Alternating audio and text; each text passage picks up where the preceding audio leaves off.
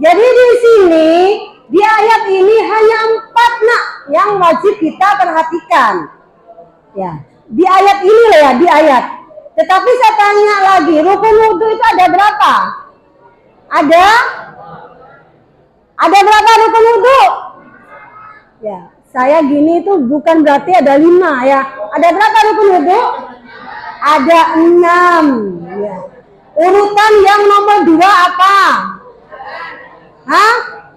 Saya tanya urutan yang nomor 2 kok. Ya, urutan yang nomor 2 apa? Yang terakhir apa? Hah? Yang terakhir apa? Katanya 6. Yang terakhir membasuh kaki. Berarti apa? Ya. Yuk kita sebutkan dari nomor 1. Yang pertama? Yang kedua? 3? 4? Hah? Yang kelima? Hah? Yang keenam? Membasuh telinga. Ya. Jadi yang pertama rukun ya. Rukun itu perhatikan. Halo. Rukun itu harus dikerjakan secara sempurna. Tidak boleh ada yang ditinggal. Kalau satu rukun itu tidak sampean laksanakan, maka secara otomatis tidak sah. Ya. Jadi harus sempurna. Yang pertama, rukun pertama adalah niat. Ketika sampean berwudu, ya, saya tanya, kapan sampean membaca niat? Saat? Ya, adakah yang membaca niat sebelum ya membasuh muka? Ada, ya. Ya, boleh nak membaca niat dibaca sebelum membasuh muka itu boleh, tapi itu disunahkan. Yang wajib kapan niat itu dibaca? Saat kita mau melakukan ya gerakan pertama dari wudhu. Jadi saat mau melakukan perbuatan pertama ketika berwudhu, apa perbuatan yang pertama? Ya, membasuh muka. Batasnya muka itu mana? Hah? Batasnya muka ini mana? Dari mana? Panjangnya dari ya tumbuhnya rambut sampai dagu. Ya, dagu. Mbak ini ya.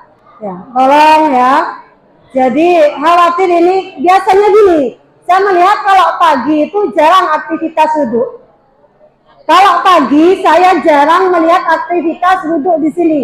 Tapi saya husnudzon. Ya, bisa jadi semua sebelum berangkat ke sekolah itu sudah berwudhu. Jadi pakai husnudzon saja. Ya. Dan ketika membasuh muka ya, ini yang harus sampai kena air ya. Beda ya. Wudhu dengan tayamum. Ya. Tetapi yang harus dibasuh semuanya sama. Yang harus kena air ini adalah batas tumbuhnya rambut sampai dagu. Sampingnya. Samping mana samping? Kalau samping, batasan wajah yang samping. Ini ya. Ini. Dan telinga ini ya. Ya, tuh. Lah. Jadi harus kena air semuanya. Ya. Makanya di situ dikatakan di ayat itu fausilu wujuhakum. Ya. Di muka ini ada rambut nak. Halo. Ya. Di muka ini ada rambut. Ada bulu yang ada di muka. Apa saja? Di antaranya ini ada alis, ada kalau laki-laki ada kumis, kemudian ada jenggot. Biasanya ada yang godekan gitu ya. Ya, ada yang apa? Brewok itu ya, itu ada yang godekan. Nah ini ya dibasuh nak ya. Membasuh itu menggosok ya. Membasuh itu menggosok, digosok-gosok. Terutama yang perempuan, takut ya. Jangan takut skincare-nya hilang. Ya. Oh nanti enggak ngefek skincare saya Bu, enggak berfungsi. Jangan takut. Jadi skincare-nya itu nanti akan digantikan glowing-nya dengan air wudhu. Makanya dipastikan kemudian juga di bibir ini yang pakai apa namanya, yang pakai lipstick ya anti apa itu biasanya anti air ya, waterproof apa ya, nggak ngerti saya istilahnya ya, itu tolong dibersihkan dulu. Kemudian kalau bedanya agak tebal itu juga dibersihkan dulu, sehingga apa, sehingga air itu betul-betul meresap ke wajah. Ini penting nak, karena kalau sampai tuh khawatir ya karena engeman, yang dieman itu skincare dan yang lainnya hanya pek begitu sampai nggak meresap, itu juga tidak akan sah wudhunya. Paham ya? Yang kedua, jadi gini, ayo minta tolong.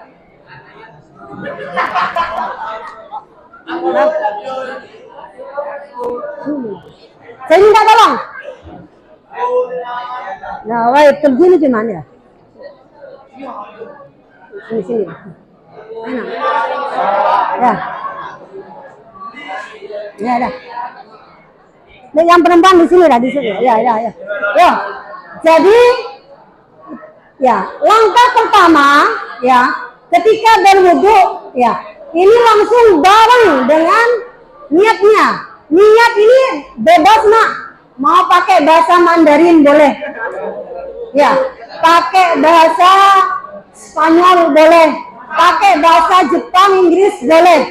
Yang terpenting itu sampean tuh paham dengan apa yang sampean tertekan, yang sampean katakan di dalam hati. Jadi ketika mau berwudu ini langsung ya Bismillahirrahmanirrahim. Nawaitul wudu'a birafil hadasil asghari lillahi ta'ala. Jadi langsung nawai ya. Jadi begini kan ya. Terserah sampean mau pakai apa namanya, mau pakai basuhnya tuh mulai dari atas ke bawah atau dari tengah terus kemudian muter, terserah. Yang terpenting batasannya itu harus kena air semua. Ya. Kemudian yang kedua, jangan duduk. Yang kedua apa? Yang kedua, tangan sampai mana? Sampai siku. Kalau yang nggak punya tangan gimana? Ya.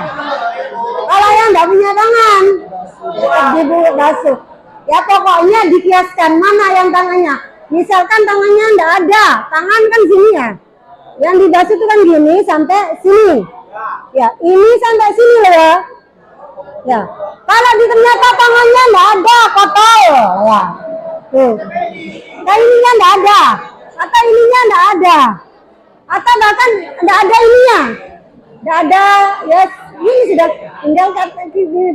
Yang mana yang dibasuh? Ya itu sudah, yang ada. Biasanya ada pentil-pentilnya itu ya. Yang dibasuh. Ya. Oke. Jadi ini ya. Ini juga dibasuh sampai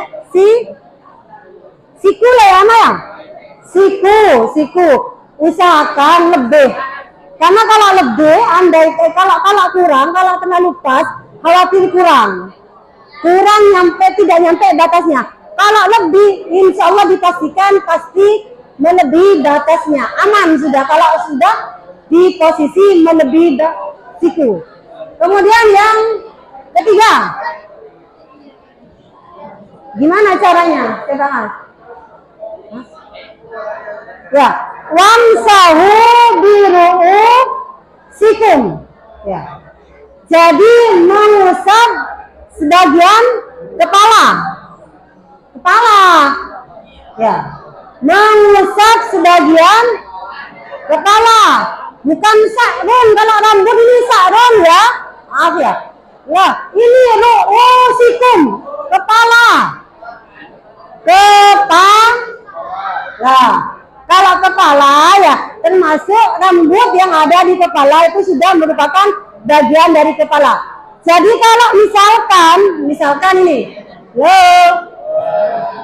misalkan rambutnya panjang, terus kemudian yang dibasuh pucuknya saja, yang melebihi batas kepala, boleh tidak? Hah? Kayak mbak-mbak ini yang rambutnya panjang, jadi males basahin yang di sini, yang di kepala, kemudian ujung rambutnya yang dibasuh. Ya, ujung rambut. Boleh enggak? Enggak boleh. Ya, jadi yang ada di kepala. Jadi sini dah. Ya, jangan terlalu sedikit, nak. Ya. Memang ada batasannya, boleh sedikit. Tapi usahakan jangan sedikit lah, jangan sedikit biasa. Ya, jadi mengusap ini. Diusap. Oh, bisa tuh ngusapnya tuh enggak ada gini. Ya, ada jangan. Gitu. Ya. Ya bagi gimana gini kok, jangan ya. Jadi kalau bisa tuh balik lagi ke biasanya setelah mengusap bagian kepala, itu apa yang kita lakukan?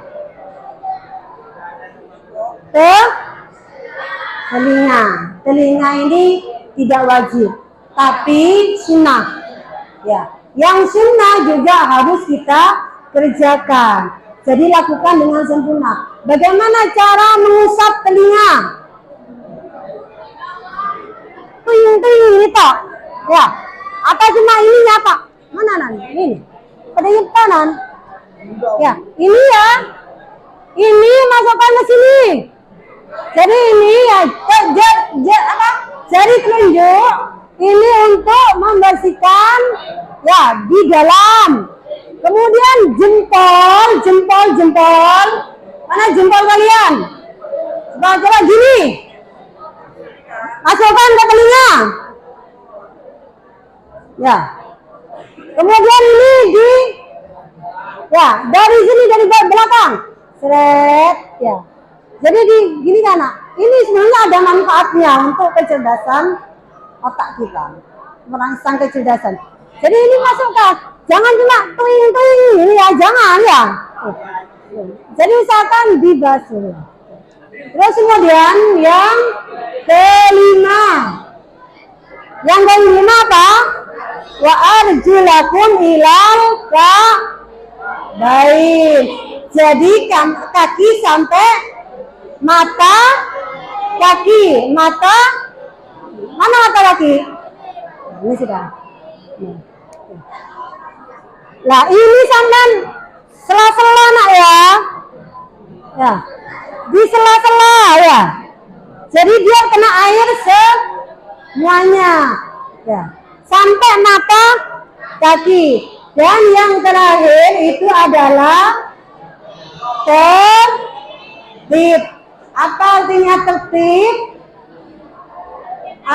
tertib? Berurutan. Ya. Jadi tidak boleh sampean wudhu itu kemudian langsung basuh tangan dulu. Bismillahirrahmanirrahim. Nawaitul wudu'ah. Tidak boleh. Jadi harus tertib. Dari wajah, kemudian tangan, kemudian apa? Kepala, kemudian kaki. Ada yang mau ditanyakan? Ya, sudah. Ya, terima kasih. Ya, ada yang mau ditanyakan? Ya, nah, itu tolong dipraktekkan secara benar. Terutama sampean ketika mau sholat. Insya Allah ketika sampean melakukan sesuatu dengan baik dan benar, maka hasilnya juga akan baik pula. Dampaknya yang akan sampean rasakan juga akan baik. Karena sesuatu yang kita kerjakan ini yang baik pasti akan ada dampak positifnya. Yang dilarang oleh Allah yang negatif, yang tidak baik ini karena membawa mudarat bagi kita semua. Baik, ya karena sudah dianggap cukup, ya semoga ini bermanfaat ya, dan saya akhiri. Assalamualaikum warahmatullahi wabarakatuh.